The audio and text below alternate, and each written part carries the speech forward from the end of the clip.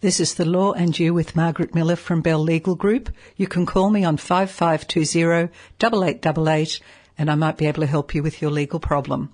There's been a few problems with the phones this morning at 4CRB. I tried to ring into the secret sound and unfortunately, while I thought I knew the answer, I couldn't get through. Poor old Barry was having a terrible time.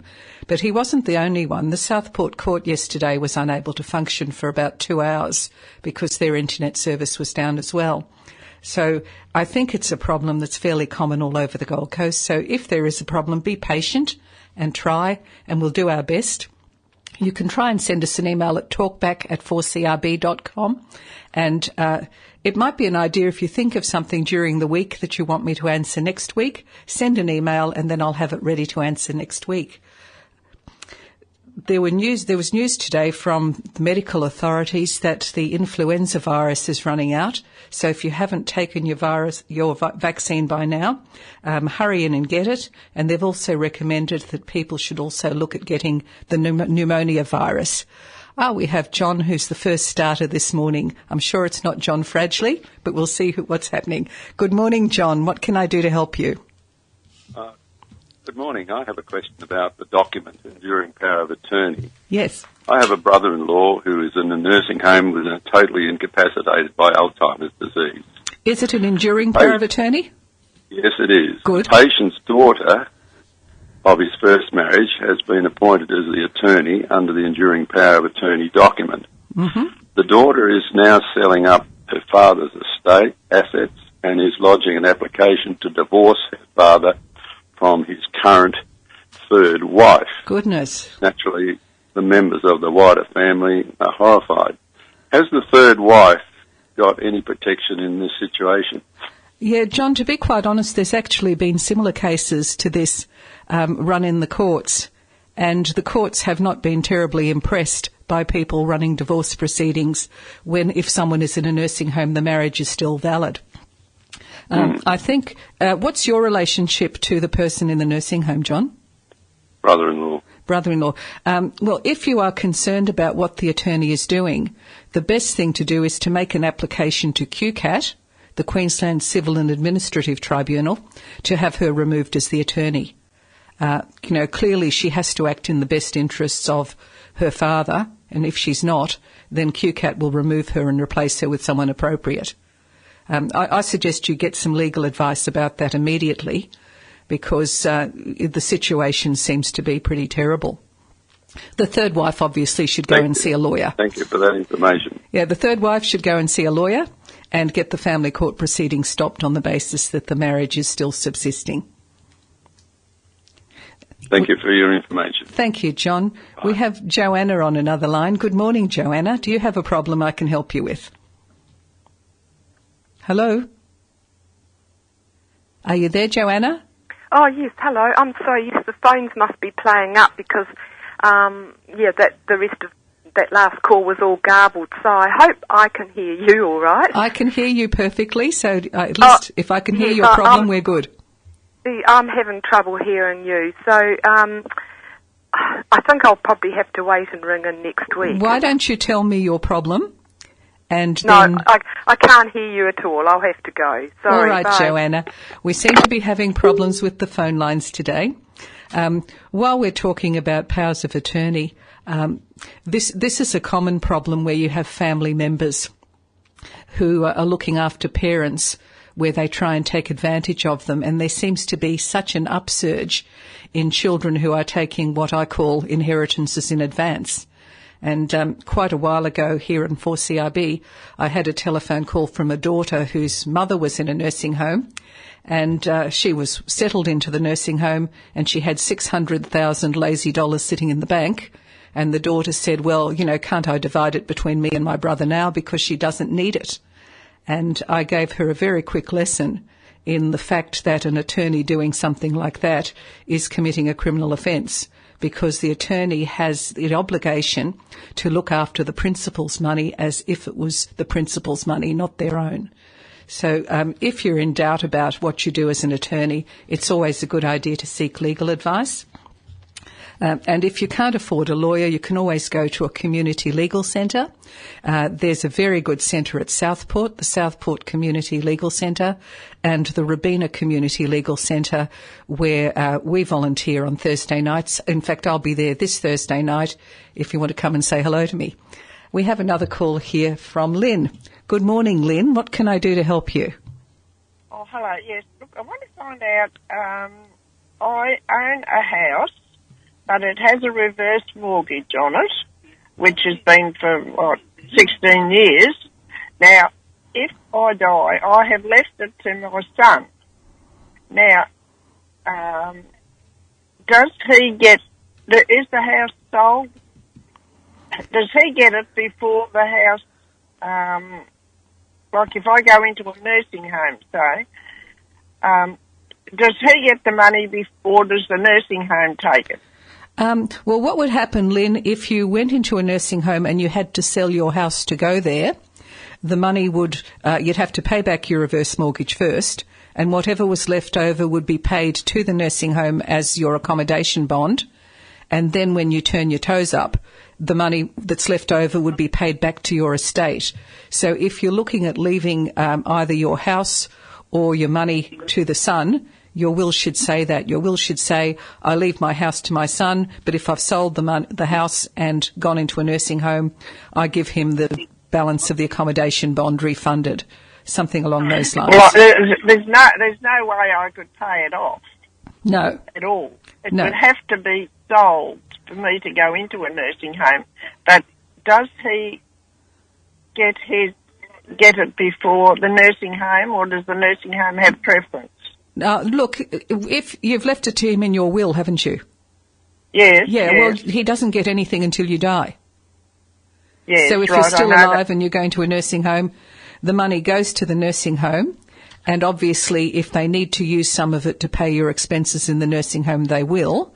But at the end of the day, when you finally die, there might be money left over. If there's money left over, that's paid back to your estate. The nursing home doesn't get to keep it. Oh, I see. Right. Okay. But as the nursing home fee, I had a friend that had to pay. She sold her unit for $320,000, and the nursing home took $300,000. Well, it depends on what you are doing at the nursing home, because there are some nursing homes where you're paying for different things. So if you're thinking about going to a nursing home, it's a good idea to get some help from someone who is an expert at nursing homes, who can guide you to what you can afford and what you actually want, because there are good nursing homes, there are not so good nursing homes, there are ones that have what you want, and there are others that aren't suitable for you. So the best thing to do is to sit down and talk about it. There is a limit to what nursing homes can take, but there are some prestige nursing homes where you have to pay a bit more to get in because they are supposedly better. Now, basically, it was that I was wondering whether my son would get the money and then have to pay out, or will the nursing home or whatever, who has first preference on the money if I die? I've left it to my son.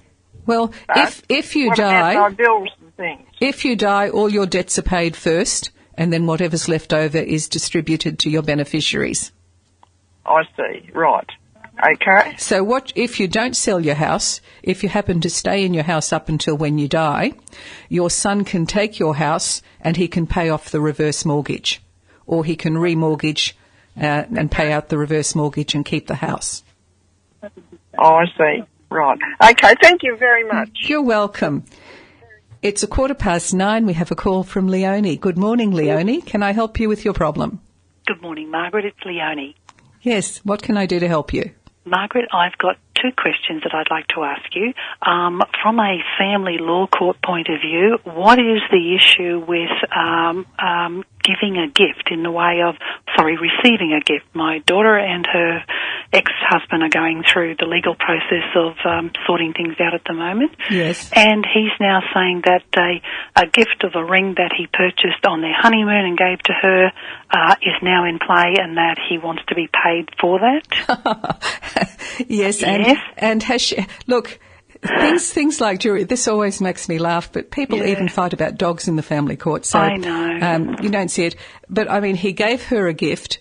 Yes. Technically, every asset in a marriage is a matrimonial asset until the court decides otherwise.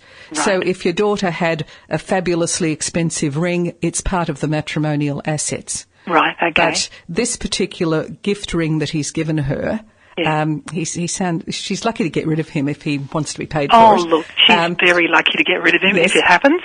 Yes, which, obviously you haven't told her that, you're keeping that quiet. No. But look, the reality of it is, Leonie, that your daughter should go off and get a valuation for the ring, and she will find that the valuation is absolute peanuts. If you have a very expensive piece of jewellery, the valuation is only something like 20% of the value. So do you actually take it to a jeweller and say, this is not for insurance purposes, this is for divorce purposes? Yeah, look, you can do that, yes, because that way they'll give you a realistic valuation.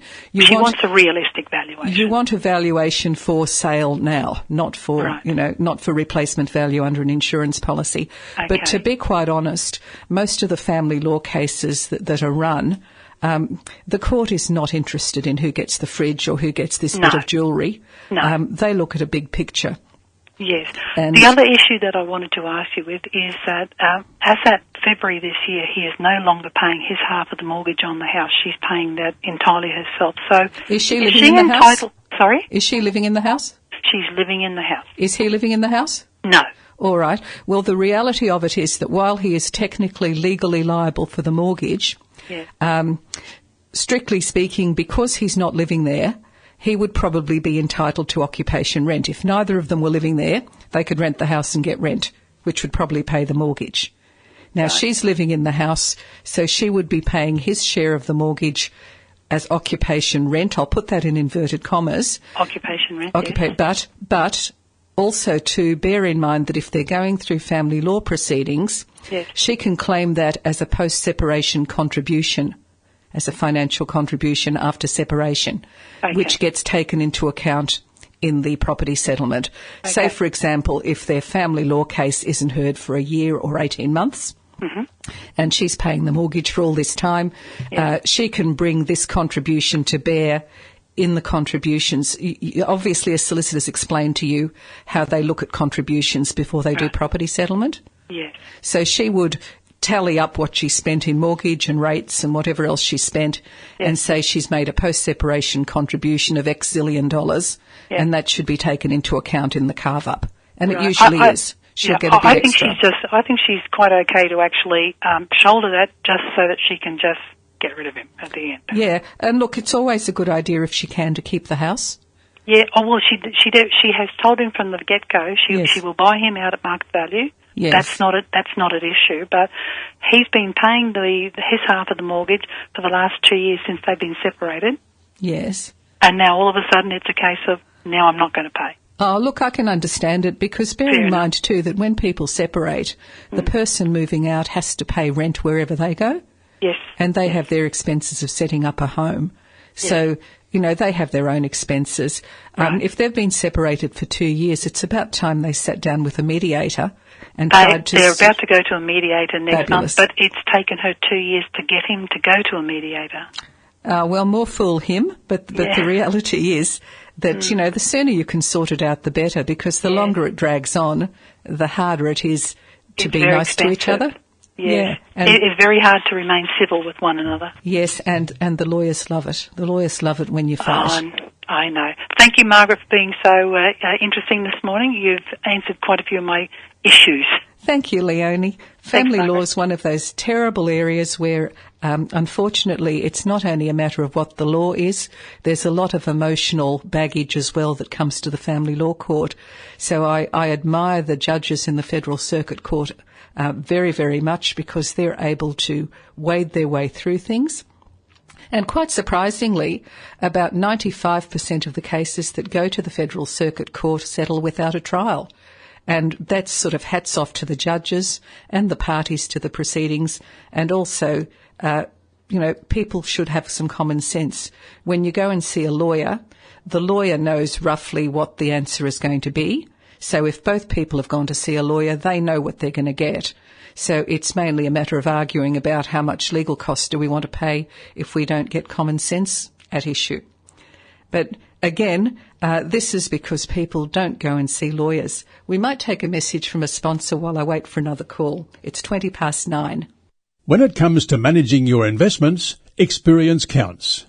Our sponsor, Shakespeare Haney Securities, is one of Australia's most experienced fund managers, having managed funds for their investors for over 45 years. The company currently manages 2 investment funds, which pay their investors a return of up to 9% per annum, with first mortgage securities, and interest returns paid monthly. For details of Shakespeare Haney Securities Waratah and Sydney Development Funds, phone Shakespeare Haney Securities now on 1800 644 805. Please consider the product disclosure statement before making any investment decision. Business tax deductions. Items costing less than $30,000. Applies to eligible businesses with annual turnover of less than $50 million. Yes, $50 million. This is a good deal and it helps business. June 30, coming up, huge benefits, great incentive. Harvey Norman, sales up. Thank you, business. Thank you, government. Tax law is complex and may have different applications to different taxpayers. Before you purchase, seek professional advice to determine whether your business is eligible. A sponsor. It's Back to the Law and You with Margaret Miller from Bell Legal Group, 5520 8888. We've had a few phone problems this morning, but they seem to have ironed themselves out. Talking about family law matters, I had a call the other day from a gentleman who unfortunately was separating from his wife. And he was a bit concerned because he didn't know what he had to do about property settlement, because he said, I'm not validly married. We got married overseas. So do I go as a de facto spouse or what do I do? And the answer to that is that Australia recognises a marriage if it's legally carried out in the country that you're in. So basically, all these people who are going off to Thailand and Bali and having exotic marriages, their marriages are recognised in Australia, provided you comply with the law of the country where you marry. There are things that they will need you to do to make the marriage valid, and if you carry those out, your marriage certificate is evidence that a marriage has occurred. Now, the only other thing that you need, so if the marriage has occurred, as I told the poor fellow who called me, yes, you are a married person. So I told him about the time limits for making property settlement application, which is if you file for a divorce, you've got 12 months from the date that the divorce becomes final. Now, if you're filing for a divorce and you've got an overseas marriage certificate which is not in English, when you file for your divorce, you need to get it translated so that the court can read it. And any solicitor will help you. There are qualified translators around who'll prepare an affidavit and a translation for the court, and then Bob's your uncle. You can head along and get yourself divorced. People tend to get themselves into such a mess if they don't think about things legally before they do them. There was a case decided in the Supreme Court just this week where a gentleman made a will in 1997, leaving his estate to his daughter, whom he was very close to. He was not married. Then he fell out with his daughter, and a number of years later he made a will with the public trustee, leaving everything to the RSPCA. And because he'd fallen out with his daughter, he left nothing to her. Now, obviously, the inevitable happened. He became ill and he moved back in with his daughter. He patched up the relationship with his daughter and decided that he wanted to leave his estate to her again. So guess what he did? He tore up the will with the public trustee and said, that will's gone, so we'll go back to the previous will. Everything's fine. Now, the legal position, unfortunately, is that if you make a new will, the previous will is automatically revoked. It is no longer a valid will and it can't be used.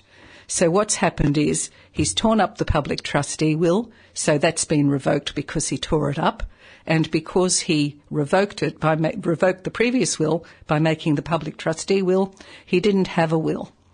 But the happy ending to all this was that because he died without a will, the daughter got the estate anyway. The RSPCA wasn't terribly happy about it, but that was the law.